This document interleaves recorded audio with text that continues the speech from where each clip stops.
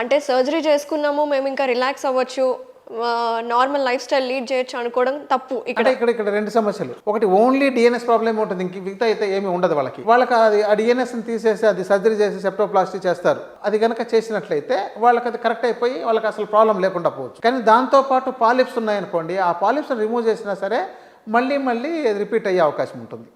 So అలాంటి పరిస్థితుల్లో మేము చేయొచ్చు అనమాట. రెండోది ఏంటంటే ఆ సెప్టమ్ డీవియేషన్ కొంతమందికి మైల్డ్గా ఉంటుంది, కొంతమందికి మేజర్గా ఉంటుంది. మేజర్గా ఉండే వాళ్ళకి మాత్రమే అది అవసరం అవుతుంది సర్జరీ. మేజర్ లేకుండా మైల్డ్గా ఉంటే దాంతో అవసరం లేకుండా ఉంటుంది. ఇక మనకు ఆ సిటీపీఎన్ఎస్ చేస్తే 100 మందిలో 80 మందికి డిఎన్ఎస్ ఉంటుంది ఎంతో కొంత బై డిఫాల్ట్. అది వాళ్ళకి జన్మతా ఉండొచ్చు, లేకపోతే తర్వాత వాళ్ళకు అది పుట్టుకతో వాళ్ళకి సరిపడినంత లావుగా లేకపోయి ఉండొచ్చు, కొంతమందికి ఓవర్గా గ్రోత్ ఉండొచ్చు, ఇవన్నీ ఉంటాయి. సో ఇలా ఎందుకంటే ఇక్కడ పేషెంట్ టు పేషెంట్ వేరియేషన్ ఉంటుంది.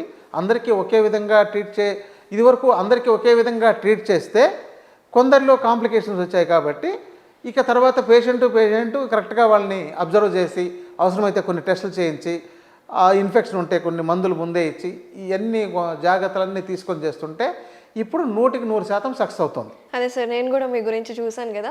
సో సైనసైటిస్కి ఆయుర్వేదంలో శాశ్వత పరిష్కార మార్గాలంటే అమృత ఆయుర్వేదం. అంటే నేను ఏదో రీసెర్చ్ చేయకుండా చెప్పట్లేదు, ఆడియన్స్కి కూడా చూశాను, మీ గురించి స్టడీ చేశాను, అండ్ కమెంట్స్ కూడా నేను చదువుతూ ఉంటాను. ఒక గెస్ట్ని ఇంటర్వ్యూ వీళ్ళకి ఎలా ఉంది, ఫీడ్బ్యాక్ ఎలా ఉంది, రెస్పాన్స్ ఎలా ఉంది, పాజిటివ్గా ఉందా.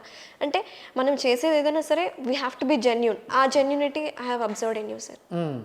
సో అందుకని మంచి చికిత్స అండి, చాలా బాగా వస్తుంది. ఈ యొక్క మెడిసిన్స్ ప్రిపేర్ చేసుకోవడంలో కొంత కాస్ట్ అవుతుంటుంది, దానివల్ల కొంత.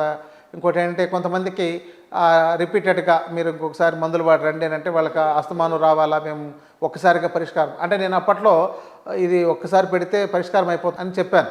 చాలామందికి అలాగే పరిష్కారం అయ్యేది. చిన్న కాంప్లికేషన్ వచ్చినప్పుడు ఎవరికి ఇప్పుడు ఎందుకంటే మనకు న్యాయస్థానం చెప్పినట్టు ఏం చెప్తుంది మన న్యాయస్థానం, నేరం చేసే వాళ్ళకి శిక్ష పడకపోయినా పర్వాలేదు, కానీ నేరం చేయని వాళ్ళకి అసలు ఎప్పుడైనా పొరపాటును కూడా శిక్ష పడకూడదు అనే దాని ఉద్దేశంతో న్యాయస్థానం ఎలా ఉందో ఇప్పుడు అందరినీ ఒకే విధంగా కాకుండా వాళ్ళ యొక్క శరీరతత్వం చూసి వాళ్ళకున్న కాంప్లికేషన్స్ ఏమైనా ఉంటే చూసి దాన్ని బట్టి చికిత్స చేస్తే చాలా వరకు 100% సక్సెస్ అవుతుందని చెప్పచ్చు అనమాట.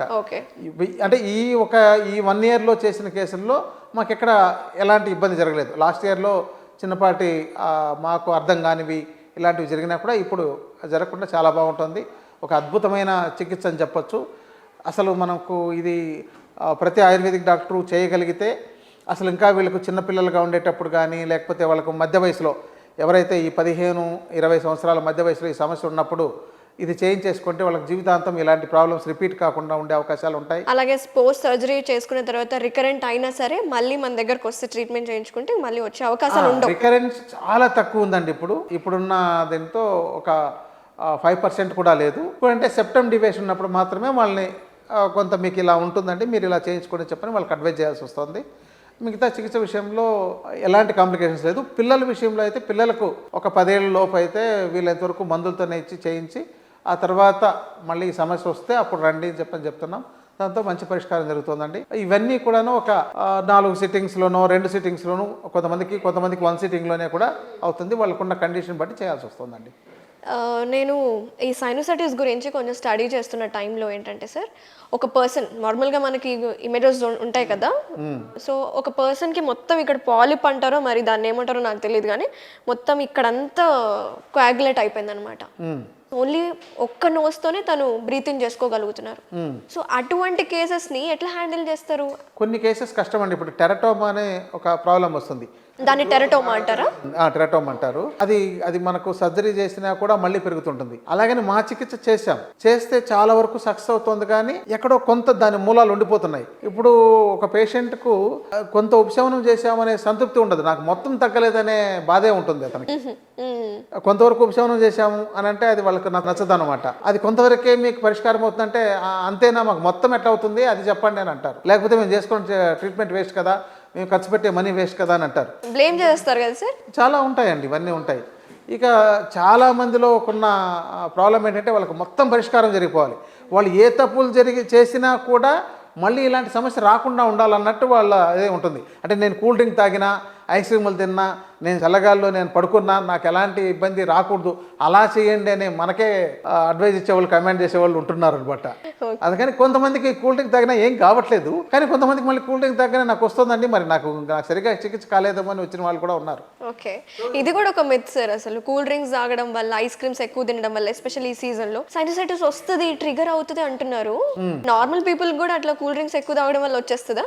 రావచ్చు కూడా అండి. కొంతమంది ఇప్పుడు స్విమ్మింగ్కి వెళ్తారు, ఆ స్విమ్మింగ్ రోజు చేయడం ఆ వాటర్లో ఉండే బ్యాక్టీరియాతో వాళ్ళకు రోజు ఎక్కువైపోయి ఆ తర్వాత ఈ సమస్య వచ్చే అవకాశాలు ఉంటున్నాయి. వాళ్ళకు కొత్తగా రిపీట్ అయిన వాళ్ళు, ఒక అబ్బాయి వచ్చాడు, అతనికి ఆల్రెడీ సర్జరీ 2 సార్లు చేసుకుని బాగా రికవర్ అయినాడు, బాగుంది, సెప్టమ్ డివేషన్ ఉంటే దాన్ని చేసుకుని రికవర్ అయిన తర్వాత కూల్ డ్రింక్స్ బాగా తాగితే అసలు మొత్తం మాంసం పెరిగిపోయి ముక్కులు నిండిపోయినాయి అనమాట, ఆ దుర్మాంసం నిండిపోయి. ఆ తర్వాత వాళ్ళకి చికిత్స చేయాల్సి వస్తే ఆ సెప్టమ్ వీక్గా ఉంది, మరి చేస్తే ఒక సమస్య, చేయకపోతే ఒక సమస్య.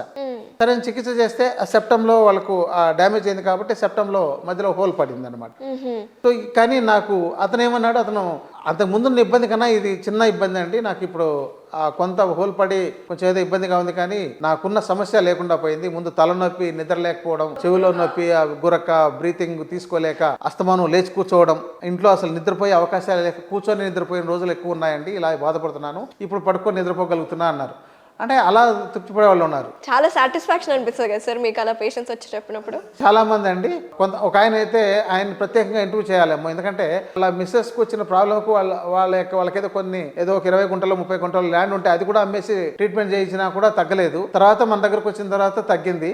ఇదేదో మాకు ముందే తెలిసింటే ఆ అమ్మేసిన ల్యాండ్ డబ్బులు ఏదో మీకే ఇచ్చింటే బాగుండేదండి, ఎక్కడెక్కడో ఖర్చు పెట్టి నాకు తగ్గలేదు, ఇక్కడైతే బాగా తగ్గింది, ఎలాగో రికవర్ అయ్యామని చెప్పని వాళ్ళ యొక్క సాటిస్ఫాక్షన్ మనకు మంచి తృప్తినిస్తుందండి. అంటే అలోపతి వాడుంటారు వాళ్ళు, సర్జరీ రకరకాలు. ఇప్పుడు ఎందుకంటే ఇంకొక ట్రీట్మెంట్, ఇంకొక చికిత్సా విధానాన్ని మనము బ్లేమ్ చేయడం కానీ ఇంకోటి కానీ చేయలేం, కానీ కొంతమందికి దాంతోనూ ఇప్పుడు ఆధునిక వైద్యం ఎమర్జెన్సీలో దానికంటే అద్భుతమైన చికిత్స లేదు, అసలు చాలా అద్భుతమైంది. కానీ ఇక్కడ ఒకటి డిఫర్ చేయాల్సింది ఏంటంటే, అసలు ఏ ట్రీట్మెంట్ దేంతో తగ్గుతుంది అనేది కనుక బాగా నిర్ధారణ చేసి అలాంటి ట్రీట్మెంట్లు ఇచ్చి శాశ్వతంగా పరిష్కారం చేయించగలిగితే పేషెంట్లకు అది చాలా ఉపయోగకరం. ఎందుకంటే ఆ పరిష్కారం కాని వాటిని రొటీన్గా చేస్తూ మందులు ఇస్తూ తిప్పుతూ చేయడం కన్నా దీంతో ఇది తగ్గదు, మీరు ఇంకో సిస్టమ్ వెతుక్కోండి చెప్పని చెప్తే చాలా బాగుంటుంది. సో ఈ సైనసైటిస్ ట్రీట్మెంట్ చేసుకున్న తర్వాత కొన్ని ఆహార నియమాలు ఎటువంటి పాటించాలి? ఎందుకంటే ఆయుర్వేదం అంటేనే కొన్ని మెడిసిన్స్ మాకు వేడి చేస్తాయి అన్న అపోహ చాలా మందిలో ఉంది.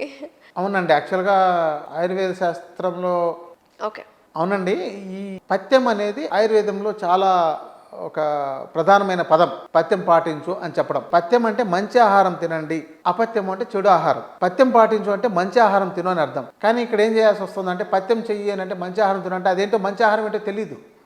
పబ్లిక్ ఎలా అయిపోయిందంటే, ఈ రోజు మనం ఒక 20-30 రకాల ఐటమ్స్ నే రిపీటెడ్ గా దాన్ని మల్టిపుల్ మార్చి చేసుకోవడం. అంటే ఒక బియ్యం ఉంటే దాంతో ఇడ్లీలు తయారవుతున్నాయి, దాంతోనే దోశలు తయారవుతున్నాయి, దాంతోనే ఇంకా రకరకాల రొట్టెలు తయారవుతున్నాయి, ఇంకా కొంచెం వెళ్తూ పోతే రకరకాల పద్ధతులు దాన్ని నూనెలోకి వేసి ఇంకొక మార్చి ఇంకోటి వేపుడు చేసి రకరకాలు చేసి ఇలా మార్పులు చేస్తున్నారు. అంటే అది విరుద్ధమైన పదార్థంగా తయారైపోతుంది. సో అలాంటివి ఒక చెడు పదార్థంగా, విరుద్ధమైన పదార్థంగా ఉండేది కాకుండా సహజ సిద్ధంగా ఉండే పదార్థాన్ని తిను, మంచి ఆహారం తిను అని దీని అర్థం.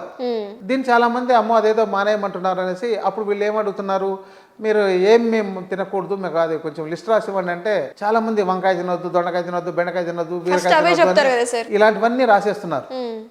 నాన్ వెజ్ తినొద్దు ఇవన్నీ. కానీ ఇక్కడ ఏంటంటే కొన్ని పదార్థాలు మనకు కొన్ని హాని చేస్తాయి. ఎగ్జాంపుల్ నా యొక్క అబ్జర్వేషన్ ఏంటంటే, ఏ రోగానికైనా మందులు ఇచ్చినప్పుడు ఈ చికెన్ ఇప్పుడుండే ఇది తింటుంటే వాళ్ళకి ఆ రోగం తగ్గట్లేదు.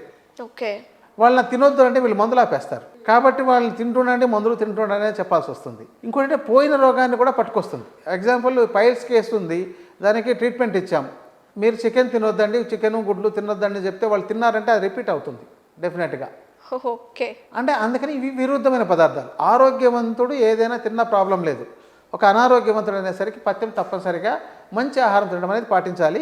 ప్రత్యేకంగా ఈ యొక్క క్షారకర్మ చికిత్స చేసుకున్న ఈ ముక్కులో సైనసైటిస్, ఈ యొక్క గడ్డలు అంటే రిమూవ్ చేయడానికి, పాలిప్స్ రిమూవ్ చేయడానికి చేసిన ట్రీట్మెంట్లో తాత్కాలికంగా ఒక 10 రోజులు 15 రోజులు మాత్రం చికెన్ లాంటివి తినొద్దని చెప్తాం. అంతే తప్ప మిగతా పచ్చళ్ళు లాంటివి కూడా, అంటే పికెల్స్ అంటాం కదా, ఊరగాయలు అంటారు కదా, ఇవి కూడా తినొద్దని చెప్తాం తప్ప ఇంతకంటే పెద్ద పథ్యం ఏమీ లేదండి. ఇక వాళ్ళు ఆహార విధానంలో మిగతావి వాళ్ళు ఇంకా మంచి ఆహారం తిని ఇంకా మనం తొందరగా తగ్గించుకుందాం, జాగ్రత్త పాటిద్దామని అంటే అలాంటి వాళ్ళకి ఇంకా మంచి రిజల్ట్ తొందరగా వస్తుంది. Very nice sir. నిజంగా ఈ ముక్కు సమస్యతో ఎస్పెషల్లీ సైనోసైటిస్తో బాధపడే వాళ్ళు పర్సనల్గా నాకు చాలా మంది తెలుసు, నా ఫ్రెండ్సే ఉన్నారు. వాళ్ళు ప్రతిరోజు ఒక ఇన్హేలర్ క్యారీ చేస్తూనే ఉంటారు. అవును. వాళ్ళ ఫింగర్కి ఒక ఇన్హేలర్ ఉంటుంది కదా, సో ఆ ఇన్హేలర్ క్యారీ చేసుకొని అసలు ఊపిరి ఆడకపోవడము, రాత్రిపూట గురక కూడా ఆ ఇబ్బంది అనుభవిస్తూ ఉంటారు. సో ఆయుర్వేదంలో కూడా ఇటువంటి శాశ్వత పరిష్కార మార్గాలు అంటే ఓన్లీ సర్జరీ ఆప్షన్ లేకుండా మెడిసిన్స్ ద్వారా కూడా, ఆయుర్వేదం అంటేనే చాలా వరకు శాశ్వత పరిష్కారాన్ని ఇచ్చేవాడు. ఆయుర్వేదం అంటేనే ఆయుష్ను పెంచే విజ్ఞానం. ఎందుకంటే ఈ ముక్కులో గడ్డలు ఉంటే ఓన్లీ సర్జరీ ఆప్షనే అనుకుంటారు, కానీ మెడిసిన్స్ ద్వారా కూడా క్లియర్ చేయొచ్చు ఎటువంటి సైడ్ ఎఫెక్ట్స్ లేకుండా. అయితే నాకు అర్థమైంది సార్ ఈ పాడ్కాస్ట్లో. Thank you so much for coming. Thank you. నమస్తే. నమస్తే అండి.